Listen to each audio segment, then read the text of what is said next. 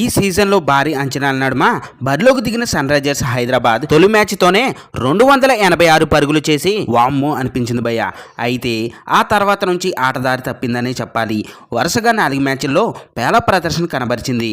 Friends, వీడియోలోకి వెళ్లే ముందు ఒక లైక్ వేసుకొని కొత్తగా మన ఛానల్ని చూస్తున్నట్లయితే ప్లీజ్ సబ్స్క్రైబ్ చేసుకోండి అండ్ అలానే బెల్ ఐకాన్ని క్లిక్ చేయండి.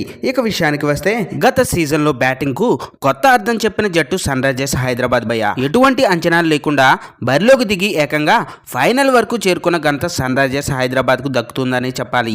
అయితే ఈ సీజన్లో కూడా భారీ అంచనాల నడుమ బరిలోకి దిగిన సన్ రైజర్స్ హైదరాబాద్ తొలి మ్యాచ్తోనే 286 పరుగులు చేసి వామ్మో అనిపించింది భయ్య. అయితే ఆ తర్వాత నుంచి ఆటదారి తప్పిందనే చెప్పాలి.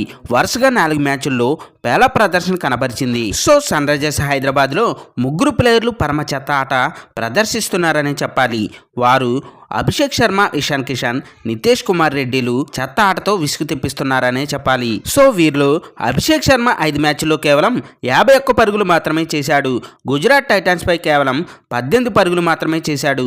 బంతిని ఏమాత్రం టైం చేయలేకపోతున్నాడు. బౌలర్లకు అనుకూలించే పిచ్చిపై ప్రతి బాల్కు అవుట్ అయ్యేలా కనిపిస్తున్నాడు. ఇక సన్ రైజర్స్ తరపున 70 మ్యాచ్లో సెంచరీ బాదిన ఇషాన్ కిషన్ ఆ తర్వాత వరుసగా విఫలమవుతున్నాడు భయ్య. గుజరాత్ టైటాన్స్ పై 17 పరుగులు మాత్రమే చేశాడు. 5 మ్యాచ్ల్లో 127 పరుగులు చేశాడు. తొలి మ్యాచ్లో చేసిన 106 పరుగులు పక్కన పెడితే చివరి 4 మ్యాచ్లో అతడు చేసిన పరుగులు 21 మాత్రమే. ఇక అదేవిధంగా నితీష్ కుమార్ రెడ్డి ఫామ్ కూడా ఏమాత్రం బాగోలేదనే చెప్పాలి భయ్య. మిడిల్ ఆర్డర్లో పేల ప్రదర్శన చేస్తున్నాడు. ఫీల్డింగ్లో కూడా మెరుపులు కరువయ్యాయనే చెప్పాలి. 5 మ్యాచ్ల్లో 112 పరుగులు మాత్రమే చేశాడు. సో వీరిలో సరిగ్గా ఆడదామనే బాధ, గెలవాలనే కసి వీరిలో అసలు కనిపించడం లేదు. గుజరాత్ చేతిలో ఓటమి అనంతరం వీరిలో బాధ ఏమాత్రం కనిపించలేదు. ఇషాన్ కిషన్ అయితే గిల్తో జోక్స్ వేసుకుంటూ డకౌట్కు చేరుకున్నాడు.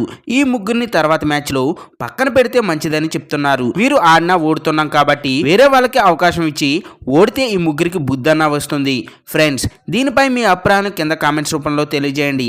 ఇలాంటి మోర్ క్రికెట్ ఇన్ఫర్మేషన్ వీడియోస్ కోసం మన ఛానల్ని సబ్స్క్రైబ్ చేసుకోండి.